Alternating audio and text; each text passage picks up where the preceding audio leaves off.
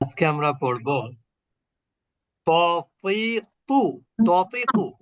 তা এবং ত এর মধ্যে পার্থক্য হলো তাটা হলো আ ধ্বনি আর তটা হলো অ ধ্বনি। বাংলায় তা লিখতে গেলে তয়কারে তা দিলেই হয়, আর ত লিখতে গেলে তয় বয় লাগে। তয় বয়, এই জন্য তা এবং ত এর মধ্যে এটাই পার্থক্য। আর তার নিচে জের হলে তি হয়, আর তয়ের নিচে জের হলে তুই হয়। তুই তুই, একেবারে তুই ঠিক। তুই। আর তর উপরে পেশ হলে তু হয়, অর্থাৎ এগুলো একটু মোটা হয়। হ্যাঁ, এগুলো কি হয়, একটু মোটা হয়। বুঝতে পেরেছেন? এরপর আমরা চলে যাব জিহ্বার আগা নিচের দাঁতের গোড়া থেকে তিনটি অক্ষর উচ্চারিত হয়। একটা হলো জা, জি, জু। বাংলায় যেটাকে আমরা বলি বর্গজ ঝ। বর্গজ্জর পরে কি অক্ষর? ঝ না? বর্গজ্জ ঝ। ঝাল, ঝাল, ঝয়কার ল, ঝাল। তো এখানে ঝা জবর কি হয় তাহলে? ঝা হয়। আর ঝাজের জি জি। হয়। আর ঝা পেশ জু। জু। তার মানে এটা ঝাঝি জু। ঝাঝি জু। ঝাঝি জু। বুঝতে পেরেছেন? আর জি। এইটা হলো একই জায়গা থেকে সাসি সু। সাসি সু। অনেকে দেখবেন আসি। মুখ দিয়ে শীষ বাজায়। শীষ বাজাতে গেলে যেটা যেমন সাউন্ড হয়, দন্তস্বর সাউন্ডটা একই রকম হয়। সা, সি, সু। সা, সি, সু। দা, জি, জু। একই জায়গা থেকে জিহ্বার আগা নিচের দাঁতের গোড়া। জাজি জু, সাসি সু। এরপর সদ, যেটাকে আমরা, এটাও অধ্বনি। সদটা কি ধ্বনি? অধ্বনি। সদটাও অধ্বনি। বুঝতে পেরেছেন?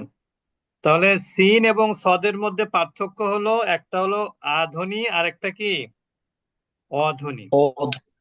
বুঝতে পেরেছেন? একটা হলো আধ্বনি আর একটা হলো অধ্বনি।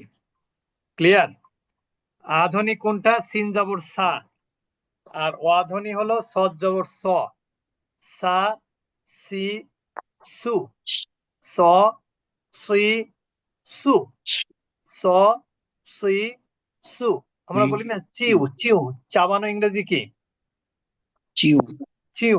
তো এরকম সজ্জের সুই, সজ্জের সুই, সৎ পেশ সু, সজ্জবর স, স। ছও না, বাংলা ছও না, চও না একবারে। তাহলে সজ্জবর স, স, সি, সু। তিনটা অক্ষর এক জায়গা থেকে, তাহলে কোন কোন অক্ষর? জাজি জু, সাসি সু, তারপর কি স, সুই, সু। এই সিন এবং সদের মধ্যে পার্থক্য শুধু আ এবং অ ধ্বনি, এই ছাড়া কোনো পার্থক্য নাই। এরপরে হচ্ছে একেবারে সহজ অক্ষর, বাংলা ল এর মতন উচ্চারিত হয়। বাংলা ল, যেমন আপনি যদি বাংলা ল একারে লা বলেন, আরবিতেও লাম জবর লা। লয় রস্যি লি, আরবিতেও লাম জের লি। লয় রস্যু লু, আরবিতে লাম পেশ লু। কোনো পার্থক্য নেই। লু হাওয়া, লু হাওয়া আছে না?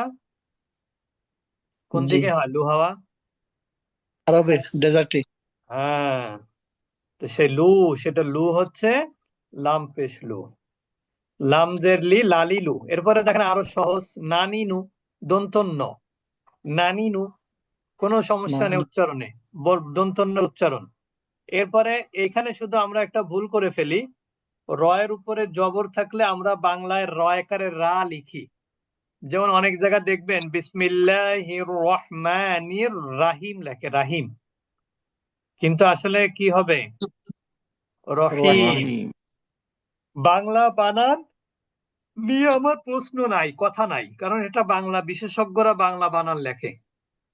কিন্তু কথা হলো, আরবি যখন উচ্চারণ করবেন, আরবি শব্দ যখন পড়বেন, তখন তো আরবির মতন করে উচ্চারণ করতে হবে। নাকি বাংলা উচ্চারণ রা বলে বাংলা রায় উচ্চারণ করতে হবে, এরকম নিয়ম আছে নাকি? কোরআন তো বাংলা উচ্চারণে পড়ার জন্য কোরআন নাজিল হয়নি, ঠিক না? কোরআন নাজিল জি হয়েছে কোরআনের ভাষায় কোরআন পড়তে হবে। এখন আপনি যদি র জবর রা বলেন বাংলা উচ্চারণ দেখে দেখে, বিসমিল্লাহির রাহমানির রাহিম, তাহলে তো হলো না। হলো?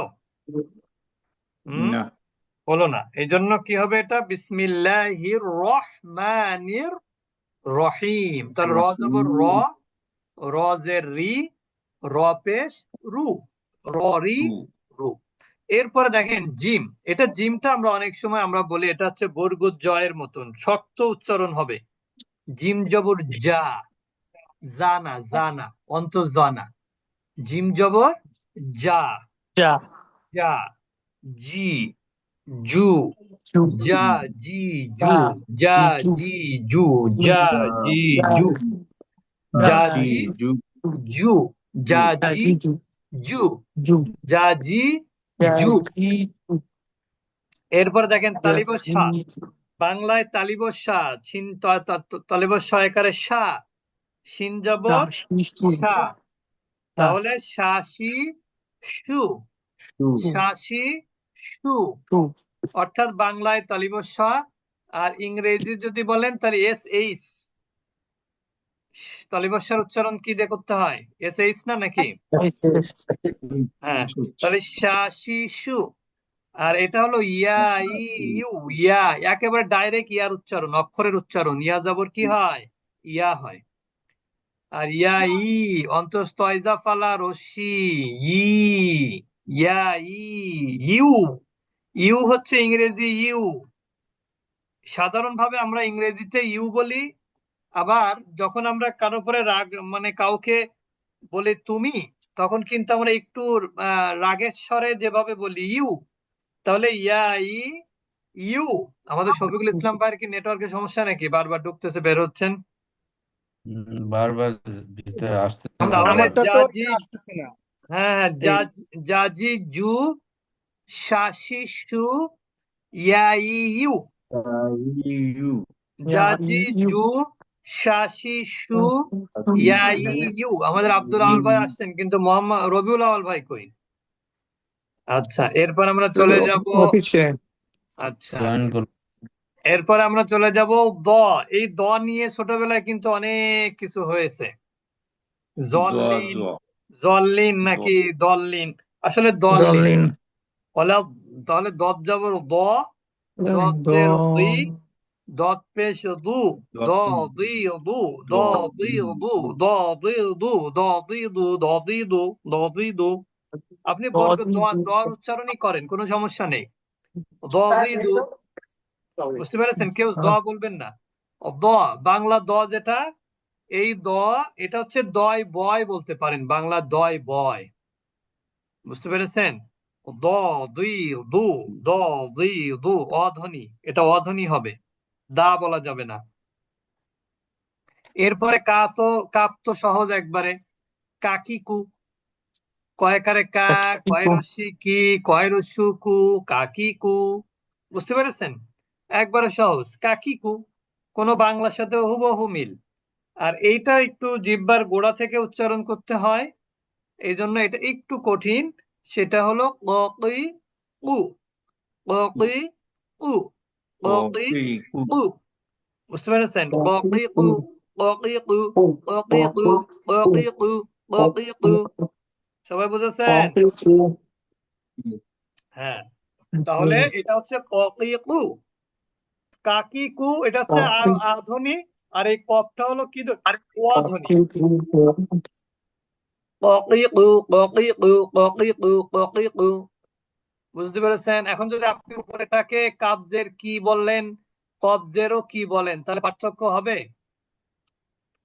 হ্যাঁ, এটাকে বললেন কাবজের কি, আর নিচেরটাকেও বললেন কবজের কি, তাহলে পার্থক্য করা হলো না। উপরেরটা কাবজের কি, নিচেরটা কবজের কি। উপরেরটা কাব জবর কা, নিচেরটা কব জবর ক।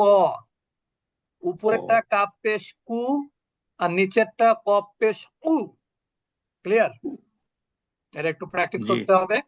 এরপরে হামজা জবর আ, এটা একটু অনেক হালকা ধাক্কার মতন। হামজা জবর আ, আ ই উ, আ ই উ। উ, আর আ, পরেরটা হলো হা হি হু। হু। এটা কণ্ঠনালীর শুরুর দিক থেকে উচ্চারিত হয়, এখানে গলার মধ্যে অতটা হয় না। আ ই উ হা হি হু, আ ই উ হা হি হু, আ ই উ হা হি হু। এবার আমাদের উচ্চারণ একটু সাবধান। আ, নাই না, এটা লাগবে না। আ, দাও। ই, উ, করছো তুমি? আ, করছো? ই, উ, আ, ই, উ। এটা একটু একটু জটিল। এটার কিন্তু অর্থের পরিবর্তন হবে যদি ঠিকভাবে উচ্চারণ না হয়। যেমন ইয়াকা না'বুদু, না'বুদু। এখন কেউ যদি বলে ইয়াকা না'বুদু, ইয়াকা না'বুদু, না'বুদু কোনো অর্থ নেই। ইয়াকা না'বুদু হলো না, কিন্তু কি বলতে হবে? ইয়াকা না'বুদু, না'বুদু ওয়া ইয়াকা নাস্তাঈন, নাস্তাঈন। তাহলে আইনের উচ্চারণ গলার মধ্যভাগ থেকে উচ্চারিত হয়। إياك نعبد وإياك نستعين। আর তারপরে হচ্ছে হা, হা হি হু, হা হি হু, হা ওস্তাদি হি ওস্তাদি আমি তো হু, হা। স্ক্রিন মানে দেখতে পাচ্ছি, অন্যরা কি দেখতে পাচ্ছে স্ক্রিন? আপনারা কি দেখতে পাচ্ছেন নাকি পাচ্ছেন না? না না না, স্ক্রিন আসতেছে না। স্ক্রিন আসতেছে না। দেখতে পাচ্ছি না। এত সময় তো কিছুই আমি তো বলেননি, ভাবলাম এত সময় তো আমার ইয়াতে মনে হয় সমস্যা, আমি ওস্তাদজি আবার আমি ল্যাপটপ বলতেছিলাম কিন্তু আপনি ইয়া করেননি। আমি তখনই যে শফিক ভাইকে বললেন না, তখনই আমি বললাম যে স্ক্রিন আসতেছে না। ও আচ্ছা। না, এখন আসছে আমি এখন? তো ওস্তাদি না না আমার ল্যাপটপও চেঞ্জ করে ফেললাম, তাও দিকে আসে না। আমি না, এখন ভাবলাম যে আসেনি। আমারই বুঝি সমস্যা। না না আসেনি। না, আচ্ছা, তাহলে কোনো জায়গায় চাপ। এই এখন এখন আস- আসছে। এখন তাহলে আসছে। ওই যে চাপ পড়ে গেছিল আর কি, এই যে পজ, পজ করা যেটা পজ, ওইখানে একটা চাপ পড়লে মনে হয় স্ক্রিন দেখা যায় না, এখন বুঝলাম। আচ্ছা, তাহলে আ, ই, উ, হা, ই, হু, আ, ই, উ, হা, ই, হু। উ, বুঝতে পেরেছেন? আ, যাদের আইনের উ, উচ্চারণে সমস্যা আছে তারা একটু প্র্যাকটিস করবেন। আ, ই, উ, আ, ই, হু, আ, ই, আ, উ, ই, উ, হা, ই, আ, ই, হু। উ। আচ্ছা, এরপরে উস- সর্বশেষ হলো উস্তাদ, ওই অগিদু। জি বলেন। আপনার ওই আগের অক্ষরগুলো একটু দেখাই দিয়েন, কারণ ওইগুলো তো রেকর্ড হয় নাই, ওগুলো তো আসে নাই। রেকর্ড হয়েছে কিন্তু ওই হয়তোবা স্ক্রিন দেখা যায়নি।